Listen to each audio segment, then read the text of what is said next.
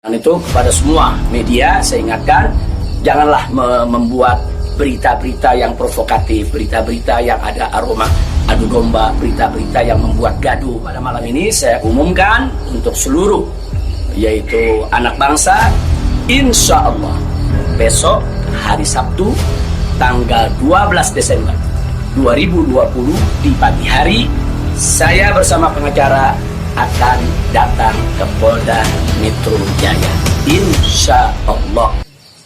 Assalamualaikum warahmatullahi wabarakatuh. Kepada segenap rakyat dan bangsa Indonesia yang saya cintai, semoga kita tetap selalu menjaga protokol kesehatan, tetap selalu berupaya secara bersama-sama mengatasi pandemi yang sedang melanda kita punya negeri. Insya Allah, Allah angkat segera pandemi yang terjadi saat ini. Amin ya rabbal alamin. Nah, kepada seluruh masyarakat, dalam kesempatan ini saya ingin menyampaikan hal yang saya pandang amat penting sekali berkaitan dengan status saya sebagai tersangka di Polda Metro Jaya. Nah, yang ingin saya sampaikan di sini adalah pertama, bahwa saya tidak pernah lari apalagi sembunyi. Sekali lagi saya ulangi, saya tidak pernah lari dan tidak pernah sembunyi. Karena selama ini pada proses pemulihan, saya lebih banyak duduk di Pondok Pesantren Alam Agrokultural Markas Syariat Megamendung. Karena di pesantren ini udaranya sangat asri, segar, jadi untuk pemulihan luar biasa bagusnya. Sekali-sekali saya turun ke Petamburan, saya turun ke Sentul untuk menengok anak dan cucu. Jadi bagian pertama yang ingin saya tekankan adalah saya tidak pernah lari apalagi sembunyi dari panggilan polisi. Yang kedua, saya juga tidak pernah mangkir dari panggilan Polda Metro Jaya. Nah, kenapa saya katakan saya tidak pernah mangkir? Pada panggilan yang pertama, yaitu hari Selasa tanggal 1 Desember 2020, ketika itu saya tidak bisa memenuhi panggilan, saya kirim pengacara. Pengacara datang ke sana, bertemu dengan penyidik, menyampaikan surat secara resmi, minta penundaan, dan alhamdulillah penyidik bisa memahami dan menerima. Akhirnya sepakat bahwa saya diundurkan untuk panggilan yang kedua. Nah, untuk itu saya apresiasi, saya hargai sikap penyidik yang sangat kooperatif, sangat baik, terima kasih. Nah, kemudian pada panggilan yang kedua, yaitu pada hari Senin tanggal 7 Desember 2020. Nah, ketika itu saya melihat posisi pemulihan kita memang masih perlu penambahan sedikit waktu, dan lagi-lagi saya tidak mangkir, tapi saya kirim pengacara saya bertemu kembali dengan para penyidik, kita sampaikan surat, kita sampaikan permohonan, dan alhamdulillah permohonan tersebut diterima secara baik oleh para penyidik. Lagi-lagi di sini saya ingin sampaikan apresiasi dan terima kasih kepada para penyidik di Polda Metro Jaya. Nah, pada hari itu juga, yaitu di pagi hari, Senin tanggal 7 Desember, ada kesepakatan, yaitu antara para pengacara dengan para penyidik, juga dengan keridoan saya, di mana kita sepakat bahwa saya akan datang ke Polda Metro Jaya pada hari Senin tanggal 14 Desember 2020. Itu sudah merupakan satu komitmen. Artinya komitmen kita akan datang, insya Allah sehat walafiat, tidak ada halangan lagi. Nah, ini yang perlu kita sampaikan, dan komitmen ini kita jaga betul. Karena saya akan selalu memegang komitmen dengan pihak manapun kalau kita sudah membuat satu kesepakatan, satu perjanjian. Nah, karena itu di sini yang perlu saya sampaikan juga pada hari yang sama, yaitu pada tanggal 7 di hari Senin tersebut, secara mengejutkan, sebagaimana kita tahu semua, di mana di siang hari Bapak Kapolda Metro Jaya mengumumkan tentang tragedi penembakan 6 Laskar FPI yang selama ini setia mengawal saya. Tentu ini satu peristiwa sebetulnya tidak ada sangkut paut dengan soal panggilan saya.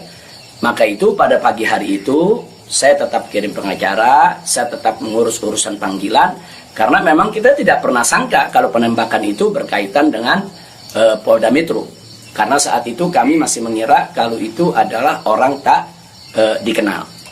Nah, ala kulihal, setelah itu yang mengejutkan kami pada hari Kamisnya, yaitu tanggal 10 Desember 2020, secara tiba-tiba Polda Metro Jaya mengumumkan saya sebagai tersangka.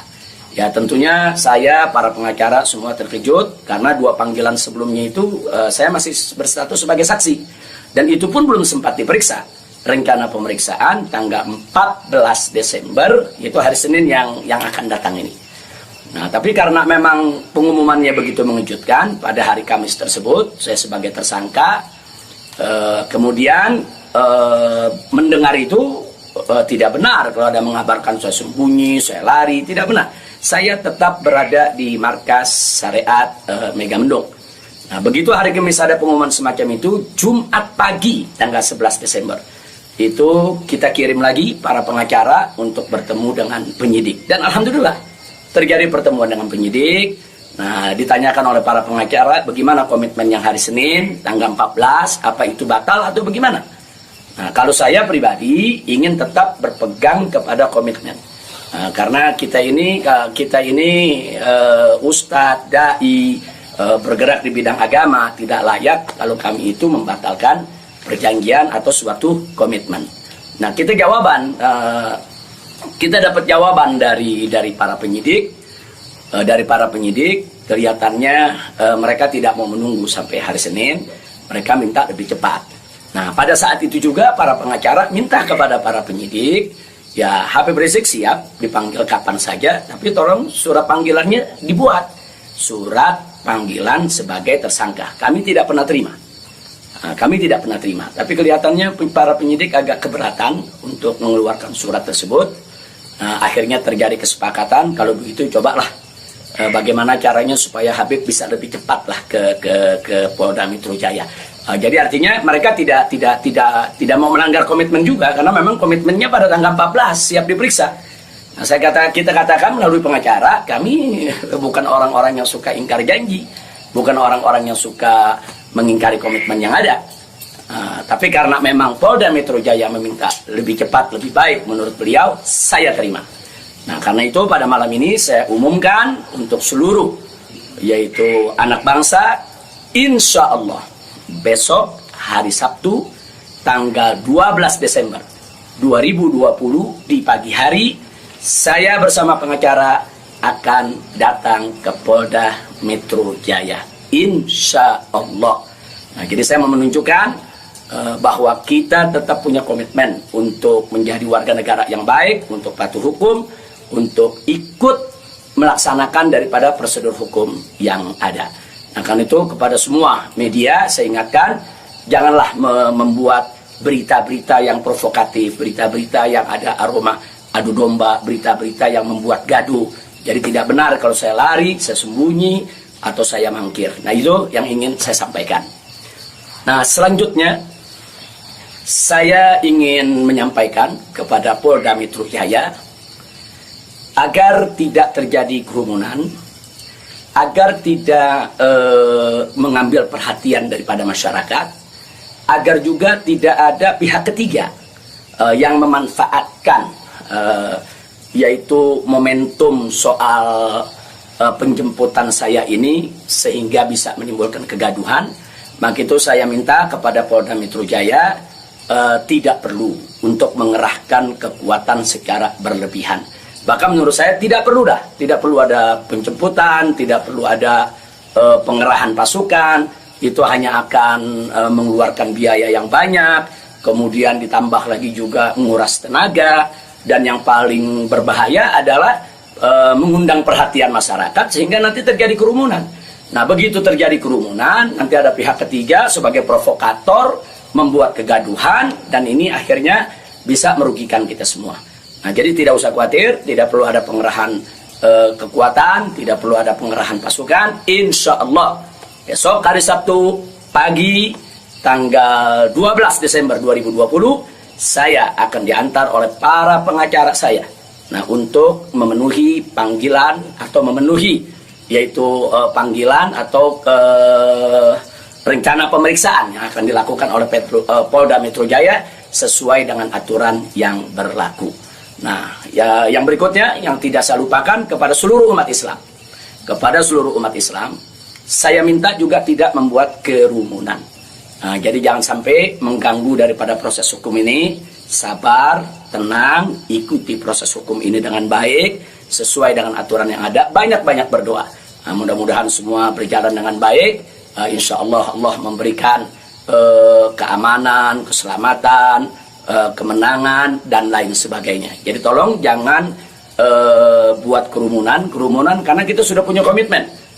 Bagaimana untuk tetap menjaga protokol kesehatan, bagaimana kita bersama-sama dengan semua komponen anak bangsa yang ada untuk mengatasi pandemi di kita punya negeri. Nah, jadi sekali lagi saya ulangi kepada Polda Metro Jaya, saya minta tidak perlu untuk mengerahkan pasukan, apalagi secara berlebihan, karena akan mengundang perhatian, mengundang kerumunan, bahkan bisa memberi kesempatan kepada pihak ketiga, provokator, untuk membuat kegaduhan. Nah, ini kalau ini terjadi, akhirnya kita semua rugi. Nah, tidak usah khawatir, saya pegang komitmen, insya Allah besok hari Sabtu pagi saya akan hadir di Polda Metro Jaya bersama para pengacara saya. Dan kepada umat Islam sekali lagi, jangan bikin kerumunan. Apalagi sebab kalau bikin kerumunan lagi nanti ada provokator, ribut lagi, gaduh lagi. Saya tidak mau ada kegaduhan, saya tidak mau ada kerumunan. Saya ingin pemeriksaan itu berjalan secara baik sesuai dengan undang-undang yang berlaku. Dan kepada masyarakat cukup doakan dari rumah agar saya, begitu juga para pengacara semua, diberikan kekuatan oleh Allah Subhanahu wa Ta'ala. Itu saja. Terima kasih. Jazakumullahu khairal jaza. Wassalamualaikum warahmatullahi wabarakatuh.